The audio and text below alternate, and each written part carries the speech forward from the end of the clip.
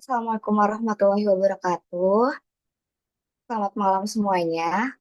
Pada kesempatan kali ini, kami dari kelompok A1 dan A2 akan mempresentasikan hasil diskusi kami mengenai praktikum USG atau ultrasonografi yang diawali oleh presentasi dari kelompok A1 terlebih dahulu.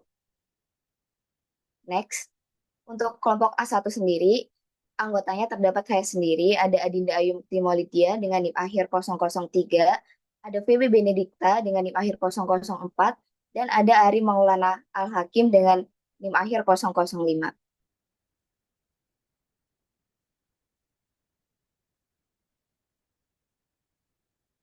Untuk tujuan dari praktikum ini, yaitu untuk mengenalkan USG dan memahami cara kerja perangkat tersebut, serta bagaimana cara membaca citra hasil pemeriksaan USG tersebut. Nah, kemudian studi pustaka dari USG ini yang pertama ada gelombang suara. Nah, gelombang suara ini dibedakan menjadi tiga berdasarkan frekuensinya, yaitu ada infrasonik, audiosonik, dan ultrasonik. Gelombang suara yang digunakan pada USG ini adalah gelombang yang frekuensinya tinggi, di mana menyebabkan gelombang suara ultrasonik memiliki daya tembus yang besar. Gelombang suara yang digunakan dalam USG pada frekuensi 1-15 MHz. Sifat ultrasound itu lambat jika melalui media gas, namun jika melalui media padat itu cepat. Kemudian ada pelemahan suara atau atenuasi jika melalui media. Atenuasi akan meningkat seiring dengan meningkatnya frekuensi. Selanjutnya ada ultrasonografi atau USG. USG merupakan alat pemeriksaan medis yang memanfaatkan gelombang suara ultrasonik yang dipancarkan melalui transduser. Salah satu pencitraan diagnostik untuk mempelajari bagian dalam tubuh.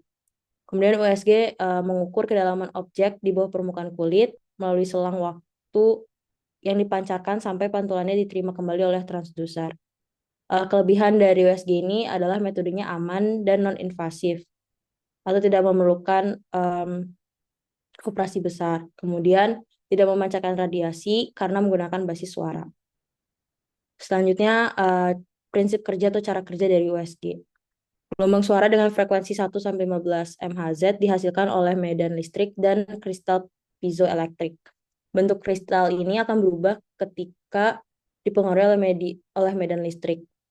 Yang berubah itu adalah polaritas medan listriknya. Akibatnya kristalnya akan mengalami perubahan ekspansi dan kontraksi sehingga menghasilkan gelombang suara dengan frekuensi tinggi. Kemudian yang pertama itu ada osilator atau generator, yaitu sebagai penghasil gelombang listrik. Kemudian dialirkan melalui transducer yang fungsinya itu untuk mengubah menjadi gelombang suara dari gelombang listrik. Kemudian dikenai oleh objek yang memiliki nilai akustik impedansi. Kemudian gelombang itu akan dikepantulkan lagi sebagai gema atau echo. Kemudian amplifier, receiver, kemudian monitor untuk menampilkan gambarnya. Selanjutnya ada display mode USG. Ada 4. Yang pertama itu ada CF mode, itu merupakan gambar berupa defleksi vertikal pada osiloskop. Kemudian besar amplitudonya sesuai dengan energi ekonya. Kemudian B mode itu sebagai suatu titik dan garis terang gelapnya tergantung pada intensitas eko. Gambar 2D yang berupa penampang irisan tubuh. Kemudian untuk M mode itu digunakan untuk memeriksa jantung. Biasanya transducer itu tidak digerakkan, kemudian jarak antara transducer dan organ itu akan selalu berubah. Yang terakhir ada PW mode, itu tampilan hasil pengambilan gambar dengan transducer disertai dengan kedalaman pengambilan. Selanjutnya alat dan bahan yang digunakan pada praktikum ini ada alat USG, gel, dan tisu.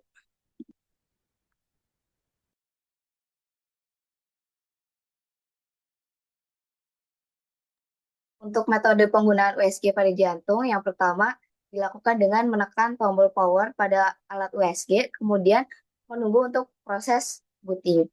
Kemudian dilanjutkan dengan menekan tombol pasien untuk memulai mengisi data pasien. Dalam mengisi data pasien digunakan trackball dan keyboard untuk memasukkan informasi yang diperlukan. Kemudian yang kedua, sebelum menggunakan alat USG, Transducer harus dipastikan terpasang dengan baik dan knob atau putaran pengaturan harus dipastikan tidak kendor agar data yang dihasilkan itu akurat. Yang ketiga, memilih crop menu. Untuk menghasilkan gambar dengan resolusi tinggi, maka digunakan dengan tipe linear. Tipe ini digunakan karena dilakukan proses pembinaan struktur yang lebih dalam terhadap jantung. Kemudian, sebelum melakukan pemeriksaan pada pasien, dioleskan gel pada area tubuh yang akan diperiksa, kemudian menggunakan prop dan memastikan posisinya tepat pada area tubuh tersebut. Gel ini membantu mengurangi hambatan antara kulit dan prop sehingga sinyal yang dihasilkan menjadi lebih jelas. Kemudian menekan tombol 2 dimensi dan atur kedalaman atau depth dan perbesaran atau zoom sesuai kebutuhan menggunakan tombol dip dan zoom untuk memperjelas area pemeriksaan. Yang keenam, mengatur knob time gain compensation untuk menyesuaikan tingkat kecerahan pada berbagai lapisan kedalaman. Untuk mengatur knob ini bisa digeser ke kanan atau ke kiri. Knob yang paling atas itu untuk titik yang teratas atau kurang dalam. Kemudian knob yang semakin ke bawah semakin. Yang ketujuh, setelah mendapatkan gambar USG yang sesuai, bisa menekan tombol freeze untuk menghentikan tampilan sementaranya. Bisa juga menekan tombol store jika ingin menyimpan hasil gambarnya. Yang kedelapan, pada gambar yang sudah di-freeze, dilanjutkan dengan menekan tombol FZ button untuk menambahkan label pada hasil scan. Pemberian label ini bisa menggunakan keyboard agar data lebih terstruktur. Yang kesembilan, untuk mengukur dimensi objek seperti panjang atau lebar jantung dilakukan dengan menekan tombol measure dan menggunakan trackball serta tombol set untuk menandai titik awal dan titik akhir pengukuran. Sedangkan untuk pengukuran volume dilakukan 3 kali pengukuran yaitu panjang, lebar, dan tinggi. Ini nantinya akan memberikan data volume dalam mililiter yang dapat dihitung berdasarkan hasil pengukuran. Yang ke-10 yaitu mengukur heart rate per BPM menggunakan fungsi pengukuran yang relevan pada alat, kemudian catat waktu dan hasilnya. Yang terakhir, setelah selesai, bisa dimatikan alat dengan menekan tombol power off agar alat dapat mati dan tidak mengalami kerusakan karena penggunaan berlebihan.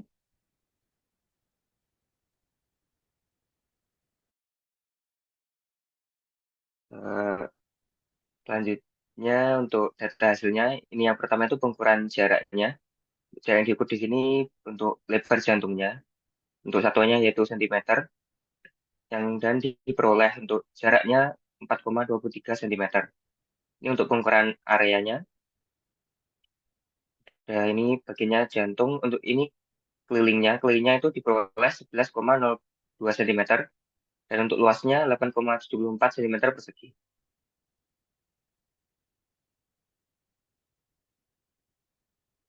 Selanjutnya ini untuk pengukuran volumenya. Ini ada panjang 1, panjang 2, dan panjang 3 yang diperoleh masing-masing seperti ini. Dan diperoleh volumenya dalam satuan mili yaitu 43,78. Dan untuk pengukuran heart rate-nya ada 2 kali percobaan. Untuk yang pertama itu diperoleh 79,87 bpm dan waktunya itu 1,5 second. Untuk yang percobaan kedua, heart rate-nya diperoleh 84,91 bpm dan waktunya itu 1,41 second.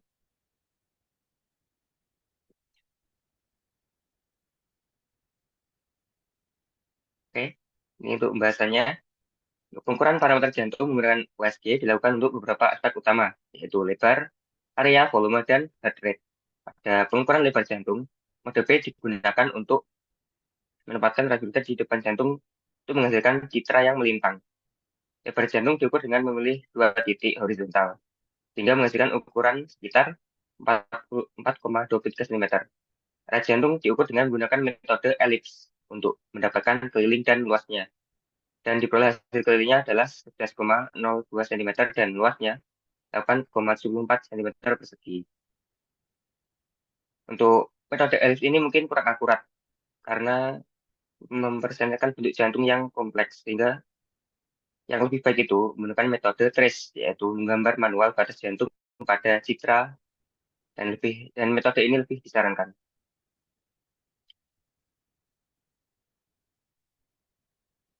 Oke, selanjutnya ini untuk pengukuran volume jantungnya dilakukan menggunakan dengan metode 3 dimensi, melibatkan 3 jarak, yaitu vertikal, diagonal 1, dan diagonal 2. Untuk masing-masingnya seperti ini. Dan dari data ini, volume jantung diperoleh dengan rumus panjang kali lebar dan kali tinggi. Diperolehnya 43,78 mili.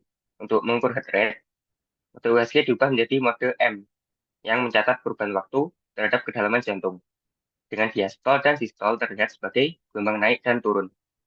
Hasil pengukuran heart rate pada dua waktu yang berbeda, yaitu 1,5 dan 1,41 detik, menunjukkan nilai 79,87 ppm dan 84,91 ppm.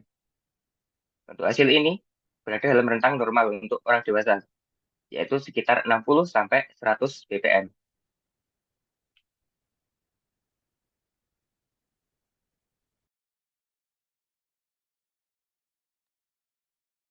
Untuk kesimpulannya, USG adalah alat diagnostik non-invasif yang menggunakan gelombang suara berfrekuensi tinggi untuk memvisualisasikan struktur dan fungsi jantung secara real-time atau langsung. Pada praktikum ini, dua mode utama digunakan. Yang pertama ada mode B atau brightness untuk menghasilkan citra dua dimensi yang memperlihatkan anatomi jantung. Sedangkan mode M atau motion untuk memantau gerakan dinamis struktur jantung termasuk detak jantungnya. Kemudian USG dapat mengukur berbagai parameter termasuk lebar, area, volume, dan heart rate jantung. Mode M atau motion secara khusus membantu menampilkan dan menganalisis detak jantung dalam bentuk visual dan suara yang bermanfaat untuk mengevaluasi fungsi jantung tersebut. Secara keseluruhan, USG memungkinkan pemeriksaan komprehensif untuk menilai ukuran, bentuk, dan gerakan jantung, dan menjadikannya alat yang efektif dalam mengevaluasi aspek penting dalam kesehatan jantung.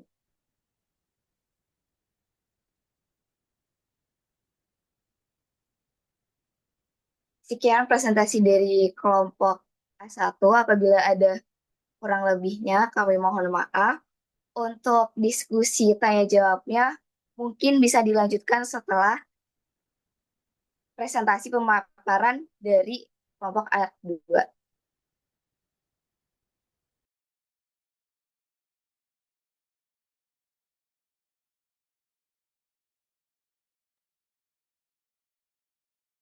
Ini aku izin untuk share screen ya.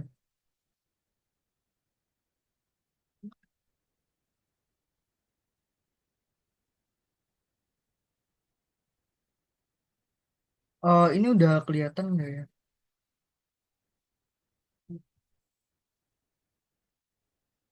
Wih, Beres.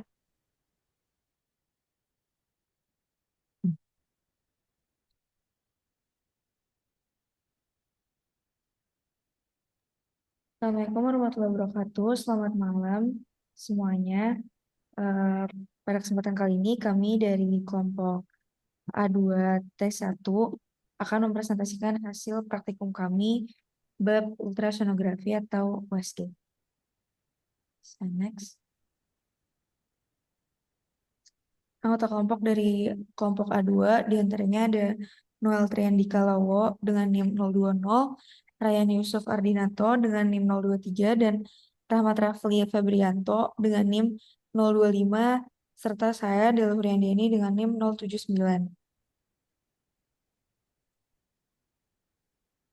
Tujuan dari praktikum ini adalah untuk mengenal USG dan memahami cara kerja perangkat tersebut, serta bagaimana pembacaan citra hasil pemeriksaan USG tersebut.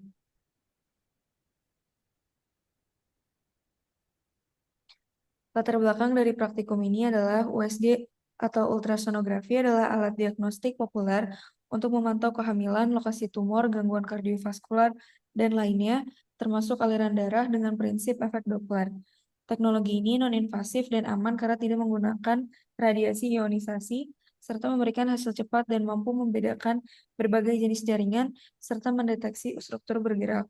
Transducer USG menghasilkan gelombang suara di atas ambang pendengaran manusia dan biasanya dipasang di luar atau di dalam tubuh untuk optimasi gambar.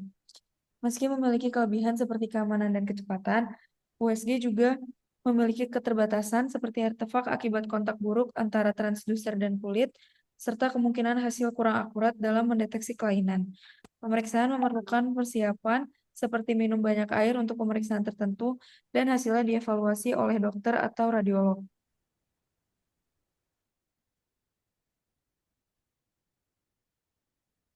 Selanjutnya untuk alat dan bahan sendiri, alat dan bahan yang digunakan dalam praktikumnya itu seperangkat alat USG, lalu gel dan juga tisu. Selanjutnya adalah metode eh pelaksanaannya. Nah, di sini akan dibagi menjadi 6, eh yaitu menyalakan dan pengoperasian USG, lalu menghitung panjang jantung, menghitung keliling dan luas jantung, menghitung volume jantung, mengukur detak jantung dan mendengarkan suara jantung. Nah, untuk yang pertama yaitu untuk menyalakan dan mengoperasikan USB sendiri. Nah, pertama kita memastikan probe sudah terpasang terlebih dahulu, lalu mencolokkan kecolokan ke sumber tegangan. Lalu setelah itu menekan tombol on dan off pada layar USG, lalu menaikkan kontras dan kecerahan layar dengan menggeser roller pada samping layar hingga layar terlihat dengan jelas. Lalu tekan tombol B M untuk memilih mode, mode B untuk mengukur ukuran objek, lalu sedangkan mode M untuk menampilkan gerakan versus waktu. Lalu arahkan transducer pada suatu yang apa ya bagian yang sudah diolesin oleh gel ke area yang ingin diuji. Lalu atur TCG dan gain untuk memperjelas objek yang ingin dilihat, lalu tekan tombol freeze untuk mengangkat beberapa gambar.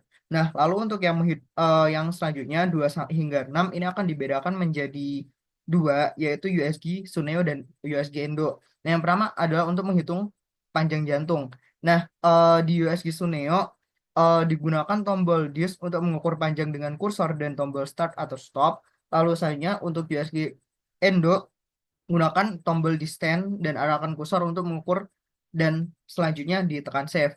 Lalu buat menghitung keliling dan luas jantung, untuk USG Suneo tekan tombol area atau circum, lalu gunakan kursor untuk membuat lingkaran dan nanti akan keluar untuk ukurannya. Lalu selanjutnya buat USG Endo bisa ditombolkan area dan pilih ellipse atau gunakan trace untuk mengukur secara manual.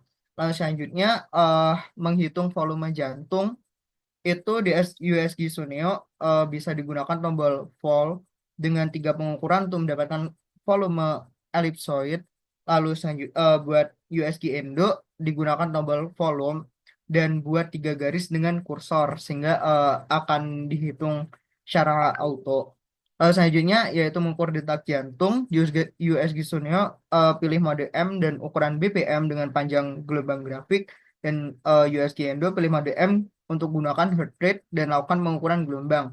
Lalu yang terakhir untuk mendengarkan suara jantung ini kita hanya menggunakan USG Endo, yaitu dengan ubah mode ke mode B, lalu tekan PW, lalu pilih titik dengan pergerakan objek, sesuaikan, lalu tekan update dan save.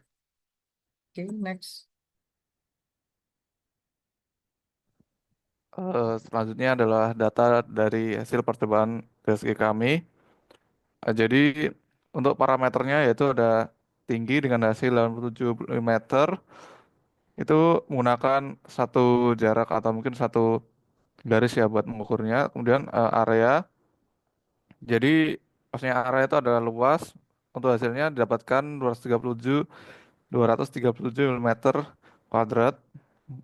Dan menggunakan 2 garis sebagai parameternya. Kemudian keliling didapatkan hasil 44,16 mm dengan 2 jarak juga. Oke, selanjutnya eh, parameternya yaitu volume. dengan hasil tinggi 79 mm, lebar 64 mm, dan diagonalnya 93 mm dengan hasil 246,1 mm kubik. Dan untuk mendapatkan volume kita menggunakan 3 titik atau distance. Setelahnya parameter heart rate didapatkan hasil yang pertama 136 beat per menit dengan keterangan 2 bukit dan 1 lembah. Kemudian yang kedua ada dengan hasil 60 beat per menit dengan keterangan 3 bukit, 1 lembah.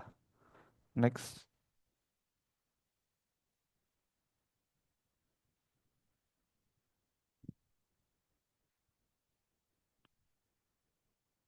Oke, kemudian ini adalah alat SG yang kedua. Data yang dihasilkan yang pertama ada tinggi yaitu 6,51 cm, areanya 23,54 cm kuadrat, kemudian kelilingnya 17,31 cm. Kemudian untuk volumenya didapatkan parameter tinggi yaitu 5,53 cm, lebar 5,72 cm, diagonal 4,51 cm dengan volume 74,74 ml.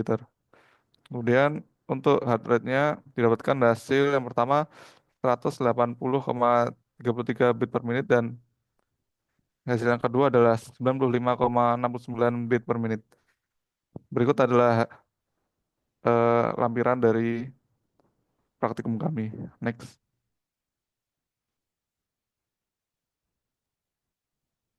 Baik, selanjutnya kita akan lanjut ke pembahasan praktikum ini. Pengukuran tinggi jantung dilakukan dengan parameter lebar dan ketebalan jantung praktikan. Pengukuran lebar jantung dilakukan dengan memilih 2 titik yang berjarak secara horizontal, sedangkan ketebalannya diukur dengan memilih 2 titik yang berjarak vertikal. Hasil yang didapat pada USG 1 adalah 87 mm dan USG 2 pada praktikan kedua adalah 6,51 cm. Keduanya memiliki satuan yang berbeda dan juga memiliki eh, manusia coba yang berbeda juga. Kedua ukuran hasil ini termasuk ukuran jantung normal. Sistem pada alat menggunakan formula elipsoid, yakni di mana ada 3 distance yang dibutuhkan nanti dikalikan dengan 0,523. Pada praktikum ini digunakan distance yang pertama itu untuk panjang, terus distance kedua itu lebar, dan distance ketiga itu adalah diagonal. Kemudian dikalikan dengan nilai ketetapan 0,523 yang diasumsikan bahwa sebagian struktur berbentuk elipsoid. Lanjut.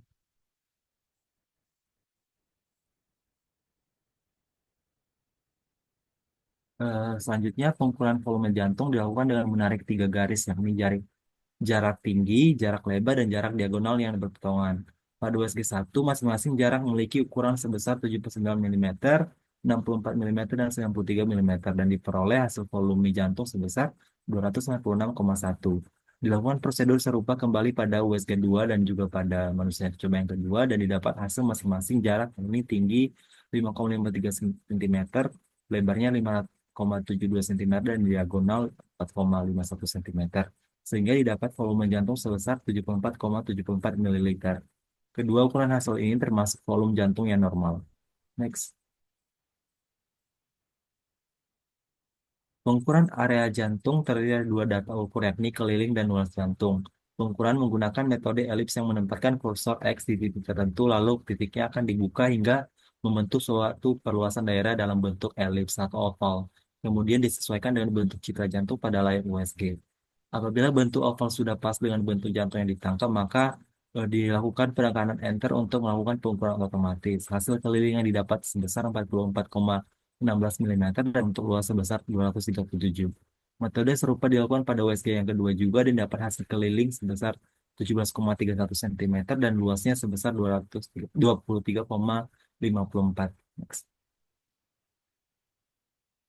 Selanjutnya, pengukuran denyut jantung atau heart rate dalam bentuk satuan BPM atau beat per minute.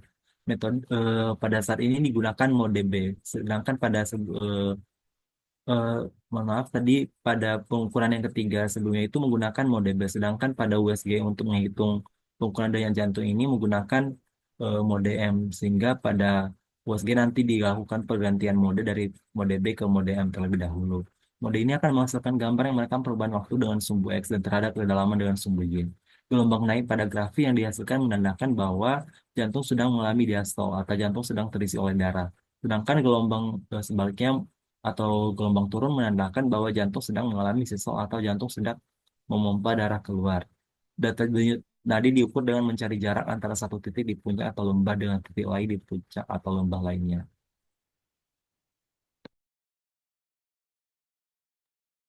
Mode B digunakan untuk pencitraan diagnostik di mana sinyal ditampilkan dalam bentuk dua dimensi. Mode B menampilkan real-time motion seperti gerakan denyut jantung atau pulsasi pembuluh darah. Gelap terang pada hasil menunjukkan hubungan secara magnitud dari sinyal suara. Semakin kuat gelombang suara, maka hasil akan semakin terang. Lain halnya dengan mode M yang terus-menerus mengirim dan mendata pantulan gelombang sehingga dapat mendeteksi gerakan dalam jantung. Mode M digunakan dalam menampilkan struktur yang bergerak. Sinyal yang dipantulkan oleh struktur bergerak akan diubah menjadi gelombang yang secara bersamaan ditampilkan melalui sumbu vertikal. Mode B umumnya digunakan untuk mengevaluasi perkembangan janin, atau organ-organ seperti hepar, lien, ginjal, dan kelenjar tiroid.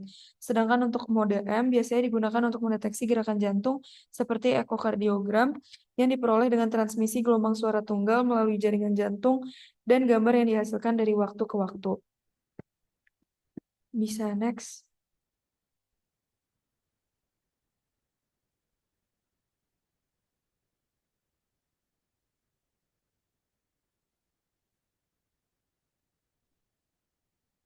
Pengukuran suara detak jantung manusia dilakukan pada USG 2 dan manusia coba 2. Suara detak jantung atau legdup adalah representasi dari getaran yang terjadi akibat aliran darah dan penutupan katup jantung saat kontraksi dan relaksasi. Jantung tidak mengeluarkan suara, namun suara dihasilkan dari perubahan tekanan dan aliran darah dalam jantung. Loop suara pertama dihasilkan saat katup trikospid dan katup atrioventrikular menutup yang menandakan awal dari kontraksi ventrikal atau sistolik, dan dup adalah suara setelah terjadi dup yang terjadi saat katup aorta dan pulmonalis menutup. Hal ini menandakan akhir dari sistolik dan awal dari diastolik. Kesimpulan dari praktikum ini menunjukkan cara kerja USG dalam pengukuran dan evaluasi jantung. USG Suneo memiliki fitur dasar, sedangkan USG Endo lebih canggih dengan kemampuan memproyeksikan suara jantung. Mode B digunakan untuk gambar dua dimensi, sedangkan mode M menunjukkan gerakan jantung dari waktu ke waktu. Pengukuran volume menggunakan metode ellipsoid memberikan akurasi cukup baik untuk struktur yang tidak kompleks. Kedua alat menghasilkan nilai frekuensi detak jantung yang serupa. Sekian presentasi dari kelompok A2 tes 1. Apabila ada pertanyaan bisa dipertanyakan setelah ini. Terima kasih. Selamat malam. Wassalamualaikum warahmatullahi wabarakatuh.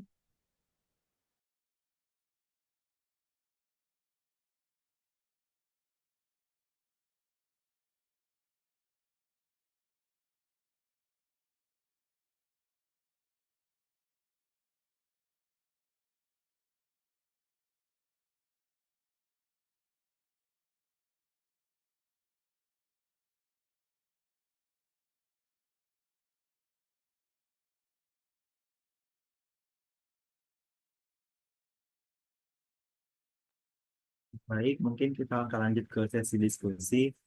Mungkin dari kelompok saya dulu, kelompok A2, kelas T1 ingin bertanya ke kelompok kelas sebelah. Untuk pertanyaan saya sendiri yaitu, bentar, untuk pertanyaannya, metode trace atau untuk pengukuran area jantung lebih baik daripada metode elips. Dan dalam situasi klinis seperti apa penggunaan metode ini menjadi lebih efektif ataupun relevan digunakan. Terima kasih.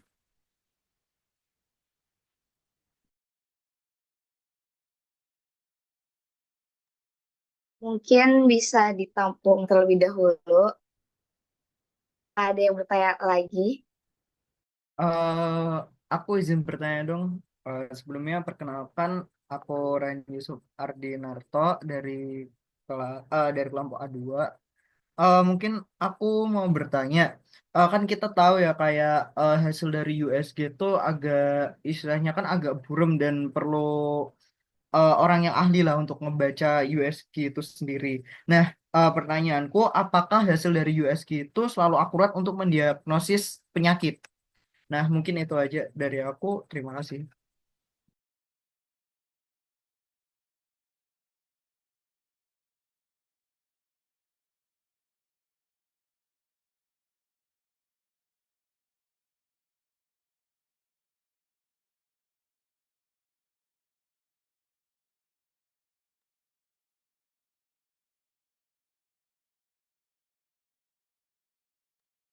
Aku izin bertanya. Perkenalkan, saya Dela Huriandiani dengan NIM 185221079. Mau tanya, kenapa tadi disebutin bagian metode itu digunakan tipe linear dan bukan tipe convex. Terus kalau misalnya eh, ada nggak metode pemeriksaan lainnya yang pakai tipe convex? Sekian. Terima kasih untuk pertanyaannya, Noel, Ryan, dan Diela. Mungkin kita tampung tiga dulu, dan kita bakalan diskusi sebentar untuk jawabannya.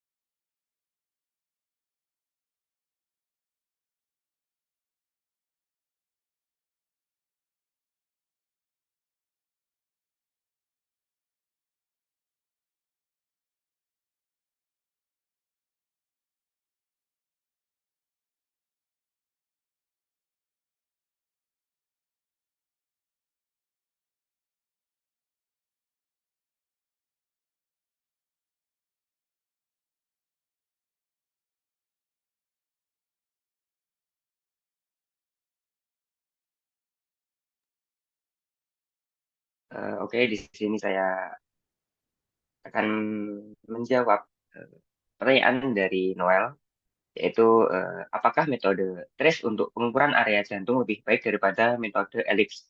Dan dalam situasi klinis apa penggunaan metode trace menjadi lebih relevan? Untuk metode trace itu lebih akurat untuk menggambarkan bentuk jantung yang tidak teratur dibandingkan dengan metode elips yang menganggap jantung berbentuk simetris. Karena metode trace ini melibatkan menggambar batas jantung secara manual pada citra. Untuk metode trace ini lebih relevan untuk pasien yang memiliki kelainan jantung seperti hipertrofi ventricle atau pembesaran otot jantung atau cacat jantung bawaan, di mana bentuk jantungnya itu tidak seperti elips. Dengan menggunakan metode trace ini, untuk pengukuran area jantungnya bisa lebih cepat, terutama pada kondisi jantung yang tidak biasa. Apakah menjawab? Jawab, terima kasih. Terima kasih.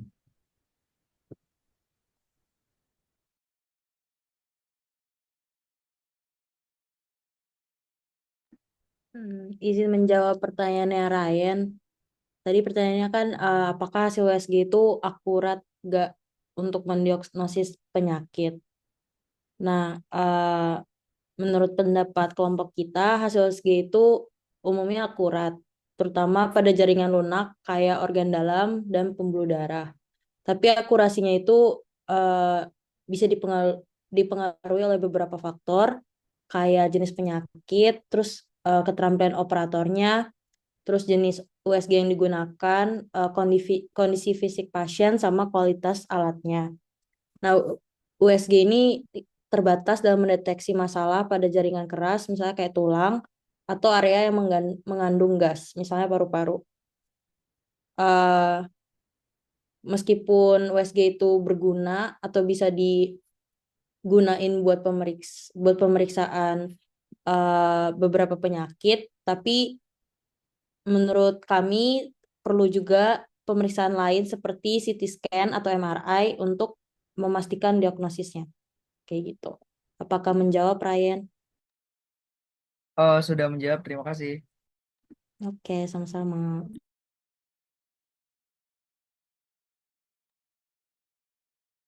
Untuk pertanyaan terakhir dari Diela, mungkin aku bisa jawab. Tadi pertanyaannya, kenapa di bagian metode menggunakan tipe linear dan bukan tipe convex? Kemudian, apa ada metode pemeriksaan lain yang pakai USG tapi menggunakan tipe yang convex? Untuk USG pemeriksaan jantung sendiri lebih cocok menggunakan tipe linear karena tipe ini tuh bisa mencitrakan jantung secara rinci dari sudut yang sempit seperti di antara tulang rusuk. Nah, tipe linear ini mampu menghasilkan gambar yang lebih jelas dan detail serta bisa menangkap gambar dengan cepat sehingga kita bisa melihat pergerakan jantung secara real time atau langsungnya. Kemudian untuk tipe convex sendiri biasanya sering digunakan dalam pencitraan organ dalam yang lebih besar dan tidak perlu detail kayak jantung tadi. Contohnya hati atau ginjal. Bisa juga organ perut lainnya. Karena memiliki bidang pandang yang lebih besar dan jangkauannya lebih dalam. Meskipun bisa mencakup area yang luas, tipe convex ini tuh tidak memberikan resolusi setinggi tipe linear tadi, sehingga tidak cukup tajam untuk menangkap detail-detail penting pada jantung, kayak pergerakan katupnya. Selain itu, tipe convex tidak dirancang untuk menangkap gambar dengan cepat, sehingga kurang cocok untuk organ yang selalu bergerak kayak jantung. Jadi tipe linear ini lebih cocok karena memberikan gambar yang lebih tajam, kemudian bisa nangkep lebih cepat dan bisa menyesuaikan posisi si jantung sendiri. Begitu, apakah menjawab, Biela? Jawab. Terima kasih ya, Dinda. Terima kasih kembali. Untuk selanjutnya mungkin dari kelompok A1 bisa bertanya ke kelompok A2. Silakan dari VB. Izin bertanya buat kelompok sebelah. Boleh tolong jelasin perbedaan prinsip kerja antara mode M dan mode B tidak? Terima kasih. Mungkin pertanyaannya kami tampung terlebih dahulu. Mungkin buat teman-teman dari A1 bisa bertanya jika ada yang ingin ditanyakan lagi.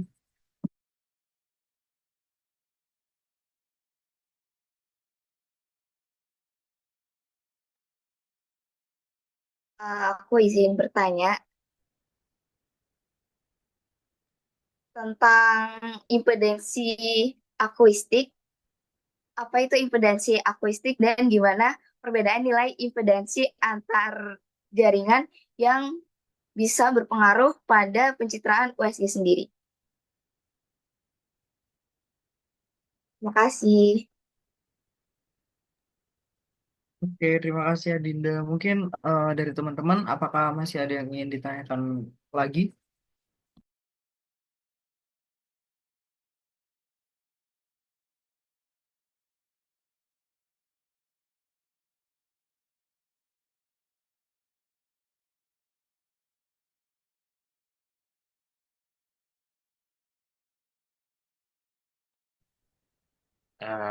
Aku izin bertanya untuk kelompok ini untuk itu bagaimana frekuensi USG mempengaruhi resolusi dan kedalaman penetrasi gambar yang dihasilkan. Terima kasih.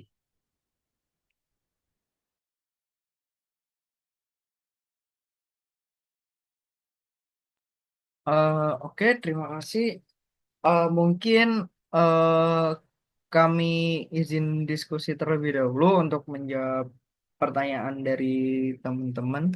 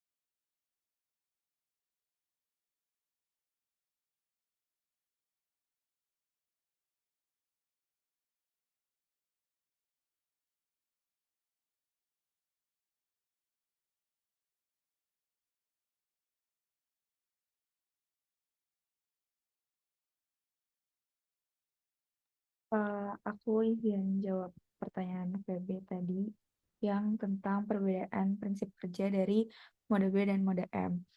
Mode B sendiri itu adalah mode dasar dari USG dan digunakan untuk menghasilkan gambar 2D dari potongan jaringan tubuh. Nah, mode B itu menampilkan real-time motion seperti gerakan denyut jantung atau pulsasi pembuluh darah. Eko yang terdeteksi pada posisi berkas ditampilkan dengan garis gelap terang dan mempergunakan pemancar yang dibariskan. Gelap terang pada hasil menunjukkan hubungan secara magnitud dari sinyal suara. Semakin kuat gelombang suaranya, nanti akan semakin terang juga hasilnya. Dalam mode ini, intensitas gelombang suara akan dipantulkan dari jaringan tubuh yang ditampilkan sebagai tingkat kecerahan pada layar. Sedangkan untuk mode M itu mencatat perubahan posisi reflektor dalam garis waktu di sepanjang satu garis pemindaian atau single scan line. Ini artinya cuma satu irisan kecil tubuh yang dipindahin, namun perubahan dalam pantulan ultrasonik di sepanjang waktu itu direkam dan ditampilkan sebagai pola gerakan pada layar. Dalam pencitraan mode M, akuisisi frame rate umumnya meningkat yang menyebabkan peningkatan resolusi spasial dan temporal jika dibandingkan dengan pencitraan 2D di mode B. Apakah jawabannya sudah menjawab? Menjawab, thank you. Sama-sama. Untuk pertanyaan lain bisa dijawab oleh yang lain, silahkan. Sebelumnya aku izin menjawab ya untuk pertanyaan tadi yang impedansi akustik. Jadi impedansi akustik adalah hambatan yang dialami gelombang suara saat melewati medium atau jaringan tertentu. Perbedaan dari nilai impedansi akustik sendiri eh, menentukan seberapa banyak gelombang suara yang dipantulkan atau diteruskan pada batas antara dua jenis jaringan. Kalau semakin besar perbedaan impedansinya, semakin banyak gelombang yang bakal dipantulkan. Dan itu menghasilkan eko yang lebih kuat dan gambar yang lebih jelas.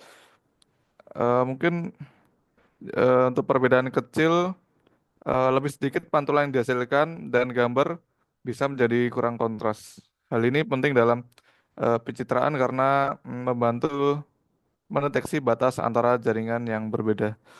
Mungkin seperti itu. Apakah sudah menjawab?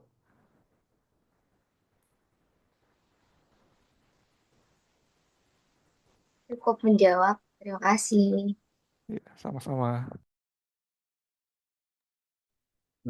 Selanjutnya saya izin menjawab pertanyaan dari Ari tentang hubungan frekuensi USG yang mempengaruhi resolusi dan kedalaman penetrasi gambar yang dihasilkan saat menggunakan USG.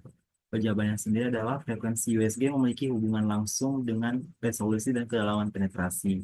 Misalnya sendiri untuk frekuensi tinggi, misalnya di kisaran 10 mHz ke atas, itu bisa menghasilkan resolusi gambar yang lebih baik. Tetapi penetrasi yang lebih dangkal. Eh, Frekuensi ini cocok untuk pencitraan jaringan yang lebih dekat ke permukaan, misalnya jaringan otot ataupun jaringan kulit. Sebaliknya untuk frekuensi yang rendah, misalnya sekitar di kisaran 2 sampai 5 mHz ke bawah, memiliki kemampuan penetrasi yang lebih dalam, tetapi sebaliknya resolusinya lebih rendah. Untuk frekuensi yang lebih rendah ini ideal untuk organ yang lebih dalam seperti hati maupun ginjal. Apakah jawabannya cukup menjawab? Cukup menjawab. Terima kasih. Terima kasih. Eh, Mungkin jika ada pertanyaan lagi bisa, mungkin sisa satu lagi ya. Apakah ada yang pertanyaan dari kelompok A1?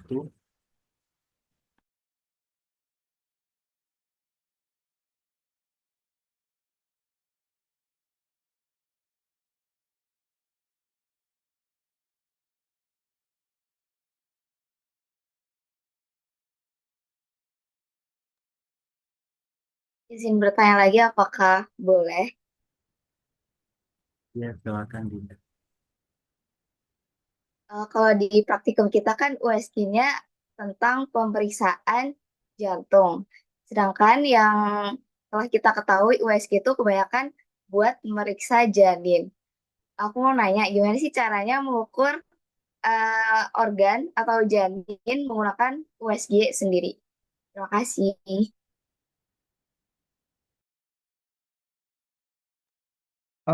Oke, baik. Mungkin kami diskusikan terlebih dahulu.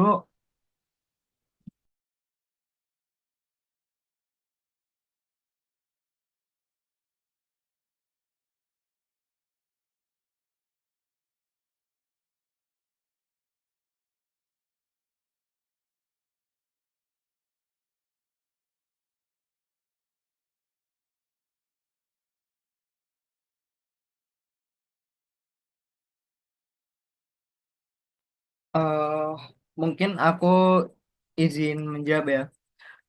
Pertanyaan dari Adinda. Nah, untuk mengukur berat organ atau janin itu sendiri dengan menggunakan USG dilakukan dengan mengestimasi volume dan beratnya berdasarkan pengukuran dimensi tertentu yang terlihat pada gambar di USG.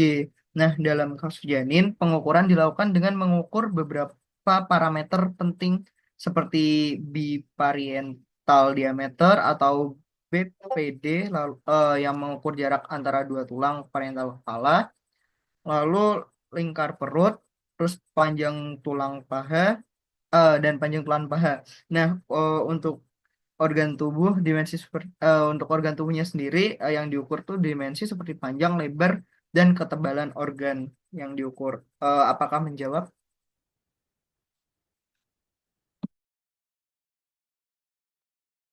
Cukup menjawab. Terima kasih, Ryan.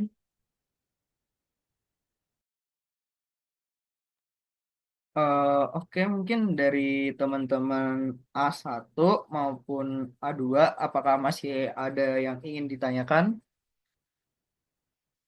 Tidak cukup. Oke, mungkin bisa dicukupkan untuk presentasi di hari ini. Oke.